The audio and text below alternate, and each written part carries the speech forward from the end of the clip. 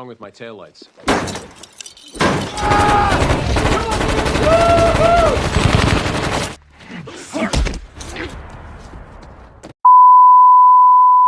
Halo, berjumpa lagi dengan saya Niki. Bagaimana kabarnya? Semoga dalam keadaan sehat selalu ya. Kali ini saya akan menceritakan film action yang berjudul Walking Tall yang dirilis tahun 2004. Film ini menceritakan mantan prajurit khusus AS yang diperankan oleh Dwayne Johnson atau The Rock.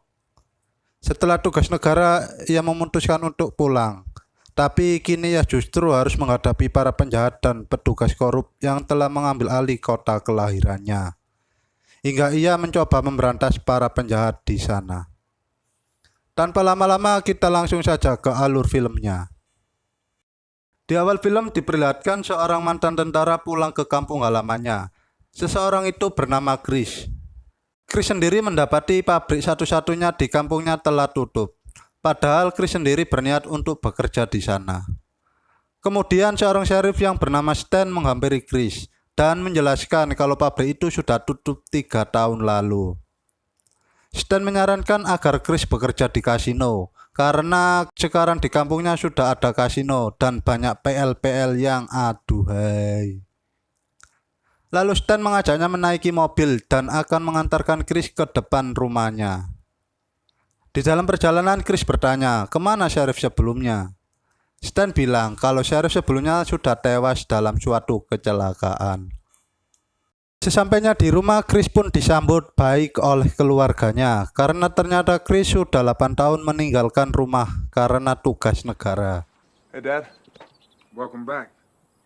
Malam harinya ketika Chris dan keluarganya makan malam, datang keponakannya Chris bernama Pete. Pete sangat terobsesi dengan pekerjaan Chris di militer. Pete meminta Chris untuk mengajarinya menembak, namun Chris menolaknya. Kemudian Pete bertanya lagi, apa Chris pernah membunuh orang? Di sini Chris hanya diam sambil melihat ke arah Pete. Esok harinya di depan rumah, Chris membetulkan tangga. Lalu tiba-tiba datang teman lamanya. Ia bernama Ray. Ray mengajak pergi Chris untuk reuni karena teman-temannya yang lain sudah menunggu. Setelah mereka bertemu, teman-temannya mengajak Chris untuk bermain American football. Kemudian datang seseorang bernama Jay Hamilton. Ia adalah anak orang kaya pemilik pabrik yang sudah tutup dan sekarang ia menjadi pemilik kasino di kampung ini. Jay mengajak teman-temannya untuk bermain melawan Chris dan kelompoknya. Di sana juga ada Pete yang hendak menonton sambil menghijab ganja. Permainan pun dimulai.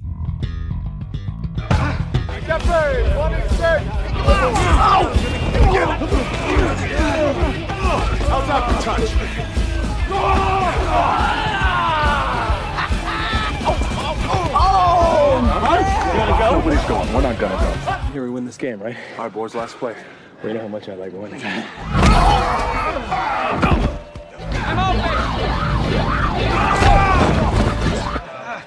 That's game. That's game, ladies. Setelah pertandingan selesai, Jay mengajak Chris dan Ray untuk datang ke kasinonya nanti malam. Setelah itu Pete datang. Tapi karena Chris mengetahui Pete tadi menghisap ganja, Chris pun menasihatinya.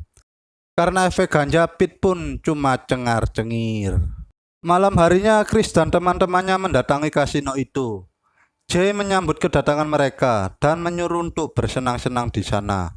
Okay, just sit back and enjoy it. Chris melihat penari striptease yang ternyata itu adalah Mia, teman lama Chris. Kemudian Mia malu dan menghentikan tariannya. Kemudian Chris menghampiri meja judi untuk melihat temannya bermain. Di sana Chris menemukan kecurangan yang dilakukan oleh bandar. Kemudian Chris protes ke bandar judinya karena ia mengetahui kalau si bandar telah melakukan kecurangan. Chris berani bertaruh kalau lemparan selanjutnya adalah angka 7.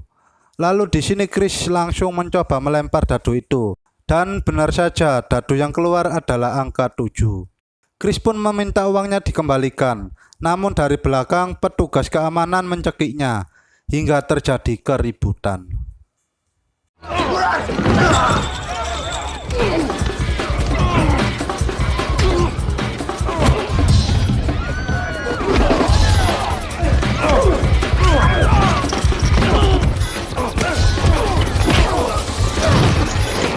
dengan mudah melumpuhkan mereka, namun pada akhirnya Chris pun tumbang akibat disetrum oleh salah satu dari mereka.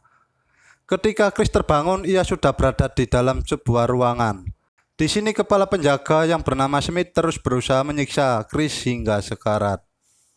Hingga saat Chris tersadar, ia sudah berada di jalan raya.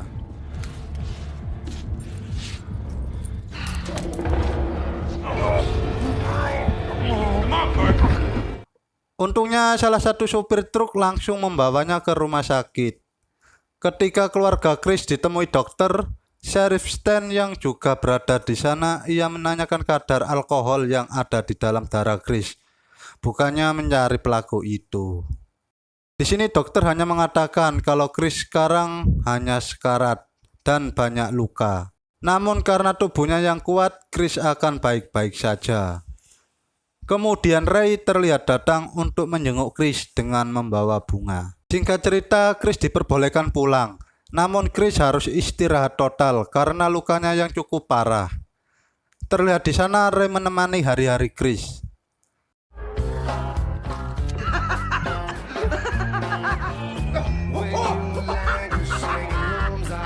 I'm good, Dad. Thanks.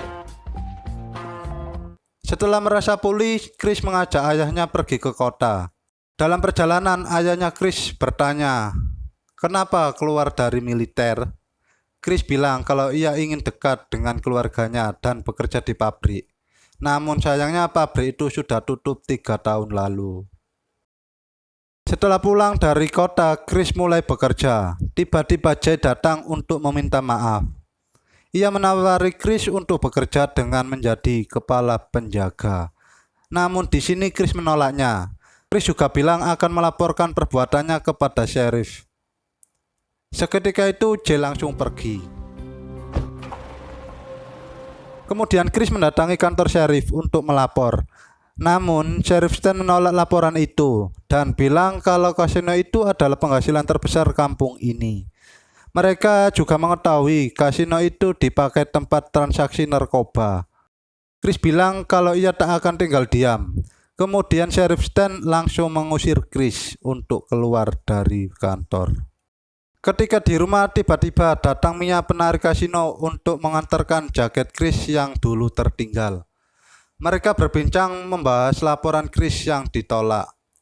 Chris bilang kalau Sheriff Stan harus digantikan oleh orang yang baru. Dan Mia juga mengatakan kalau dia sudah bekerja di kasino hampir setahun. Do you? Tiba-tiba Chris mendapat kabar tentang Pete yang kecelakaan. Dia datang ke sana dan kakaknya memberitahu kalau semua ini tentang narkoba. Chris lalu memaksa teman Pete untuk mengatakan siapa pengedarnya. Karena takut, akhirnya teman Pete memberitahu kalau penjaga kasino yang telah mengedarkannya. Chris langsung bergegas pergi ke rumahnya untuk mengambil senjata. Di rumah, ayahnya Chris mencoba menenangkannya, namun Chris bersikuku untuk menghajar para penjaga kasino itu. Chris! Ketika sampai di depan kasino, Chris berpikir membawa balok kayu saja untuk menghajar mereka. Setelah masuk, Chris menghancurkan beberapa mesin kasino dan menghajar semua petugas penjaga.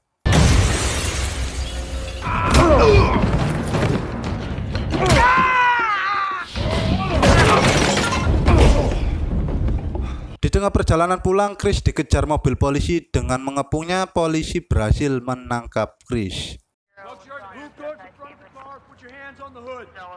Di dalam penjara, pengacara Chris bilang bahwa banyak saksi yang akan memberatkan Chris di persidangan. Oleh karena itu, keputusan hakim tidak bisa digugat. Saat sidang, para saksi palsu menuduh Chris dengan tuduhan yang dilebih-lebihkan. Di sini pengacara Chris hanya diam. Hingga akhirnya Chris sendiri yang membelanya di persidangan. Chris mulai menceritakan tentang fakta kasus permasalahannya yang menimpanya. Hingga Chris menyinggung tentang transaksi narkoba yang dilegalkan oleh sheriff. Chris sendiri mengajukan diri untuk menjadi sheriff baru, menggantikan Sheriff Stan. Dan Chris menunjukkan luka siksaan yang diterima oleh penjaga kasino, yang pada akhirnya Chris pun dianggap tidak bersalah. Guilty.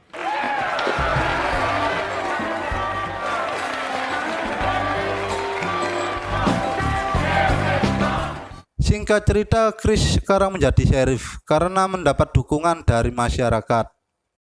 Di hari pertamanya ia bekerja, Chris memencar semua polisi yang terlibat dengan kasino.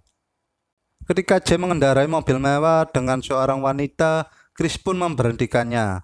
Chris meminta SIM dan STNK Jay karena Chris menyangka mobil itu adalah tarikan leasing yang dijual bodong untuknya. Dengan songong, Jay menyuruh membetulkan lampu belakang, tapi Chris malah menghancurkannya. Setelah itu, Chris menemui Ray. Chris mengajaknya untuk menjadi deputinya, yaitu untuk membantu Chris memberantas pengedar narkoba di sana, karena Ray sendiri dulu adalah seorang pecandu. Setelah Ray menyetujuinya, mereka pun mulai beraksi. Diawali dengan menangkap Smith, sang kepala penjaga kasino, yang kedapatan membawa narkoba di dalam kaos kakinya. Ray bilang kalau Smith pasti menyimpan narkoba lainnya di dalam mobil, yang pada akhirnya mereka berusaha mencari narkoba itu di dalam mobil.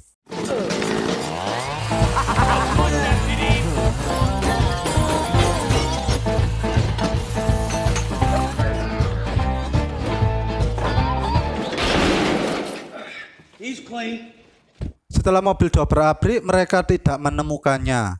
Smith mengancam kalau semua ini akan dibalas. Chris lalu menemui ayahnya untuk memberikannya senjata. Namun di sini ayahnya menolaknya dan bilang agar Chris berhati-hati. Terlihat Ray mengawasi Smith yang sedang ditahan hingga datang Chris. Chris menyuruh untuk menjaga keluarganya karena Chris merasa teman Smith akan datang memburu keluarga Chris. Ketika Chris sedang berjaga, tiba-tiba Mia datang ke kantor dan mereka melakukan mantap-mantap. Esok harinya Jay mengerahkan anak buahnya untuk beraksi. Ketika Chris dan Mia berbincang, tiba-tiba mobil di luar meledak.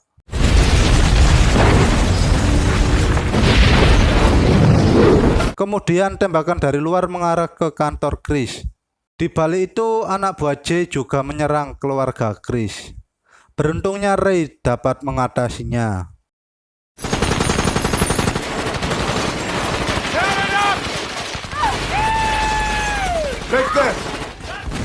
Chris dan Mia bersembunyi di kolong lantai. Setelah itu, Smith tahanan Chris meminta untuk membukakan kuncinya.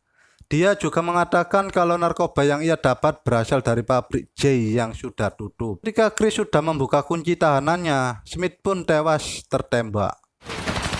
Kemudian Chris berhasil menembak dua orang yang sedang berusaha membunuhnya, yang ternyata mantan sheriff Stan dan anak buahnya. Stan mulai masuk ke dalam kantor, namun ia juga harus tewas dengan jebakan yang sudah dipasang Chris.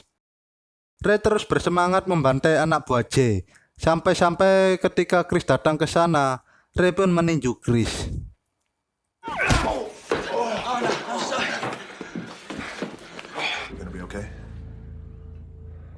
Setelah itu, Chris memastikan keluarganya aman. Chris pun pergi ke pabrik itu.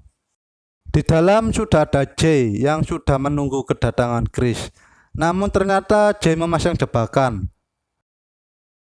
Chris menarik Jay hingga mereka berdua jatuh bersama. Karena Chris jatuh dari tempat yang tinggi, hal itu membuat kaki Chris terkilir. Ketika Jay hendak membunuh Chris, Chris pun sudah berlari ke dalam hutan. Jay terus mengejar hingga pada akhirnya mereka bertarung jarak dekat. Walaupun Jay memakai kapak, tetapi Chris dapat mengalahkan Jay hanya dengan balok kayu.